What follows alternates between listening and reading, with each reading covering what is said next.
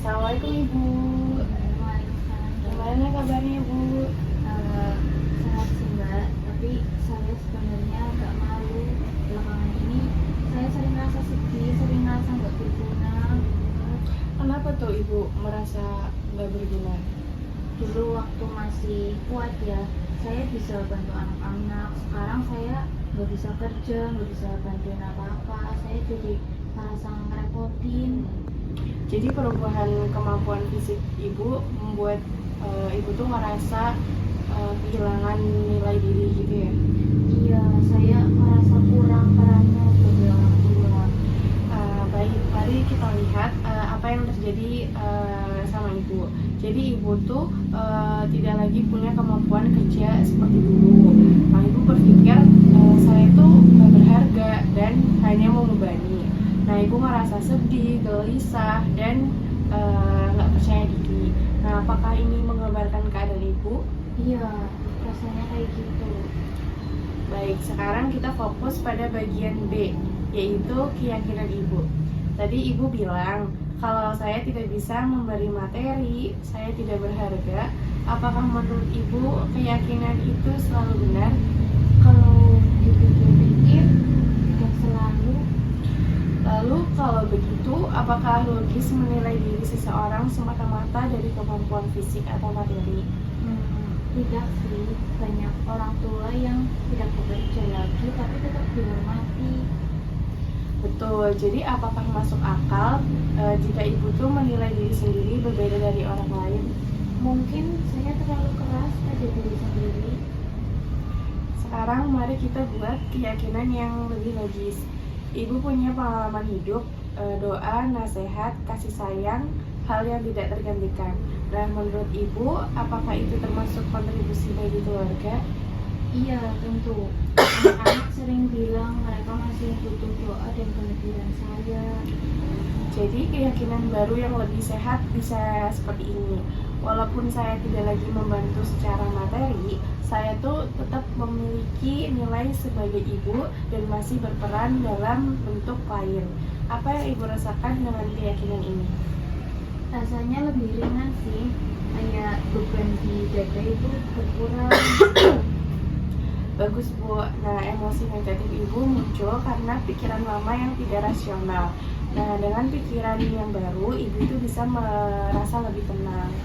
Sekarang, apa contoh peran kecil yang bisa Ibu lakukan untuk tetap merasa berarti?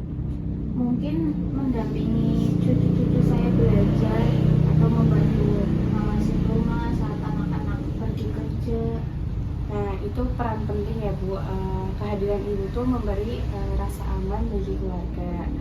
Nah, minggu ini Ibu bisa coba untuk melakukan satu peran yang Ibu pilih tadi, lalu juga mengulang pikiran baru ini setiap kali muncul rasa tidak berharga, kayak peran saya berubah tetapi nilai diri saya tetap ada. Lalu Ibu juga bisa menulis 3 hal kecil yang Ibu syukuri atau Ibu lakukan untuk keluarga setiap hari. Insya Allah saya akan coba ya Mbak, rasanya kayaknya lebih mudah dijalani. Ya, Ibu sudah melakukan langkah yang sangat baik hari ini. Terima kasih atas keterbukaannya. Kita bisa bertemu lagi minggu depan untuk melihat perkembangan Ibu ya. Iya, terima kasih ya Mbak, hati saya lebih tenang daripada saat datang tadi. Sama-sama. Halo, selamat datang. Halo Bu. Gimana nih kabarnya hari ini? Jujur Bu, saya kewalahan sih tugas kantor menumpuk, tapi saya malah menunda. Rasanya tuh cemas, tapi tetap tidak bisa mulai loh Bu. Kapan sih biasanya kamu mulai menunda pekerjaan itu? Ya begitu membuka laptop, rasanya itu lihat tugasnya aja langsung pengen scroll HP gitu pikirannya tenang, tapi malah tambah stres.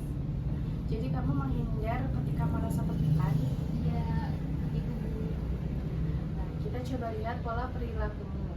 Yang pertama, tugas muncul, lalu kamu menghindar dan dilanjut dengan membuka HP, scroll, rebahan. Nah, tugas semakin menumpuk, lalu jadi cemas meningkat. Itu enggak? Iya betul Bu, itu polanya seperti itu. Nah, kita akan ubah perilaku dulu, karena itu yang paling mudah untuk diatur. Nah, bagaimana kalau kita mulai dengan tugas 5 menit saja? Tidak perlu lebih dari 5 menit. 5 menit itu sepertinya bisa sih Bu. Bagus, setelah 5 menit kamu boleh istirahat 2 menit mungkin. Nah, itu namanya behavioral activation. Nah, tadi kamu bilang kamu menunda karena takut hasil kerjamu jelek. Nah, menurutmu apakah semua hasil kerjamu sebelumnya jelek? Tentu aja tidak, tapi saya sering mendapat pujian.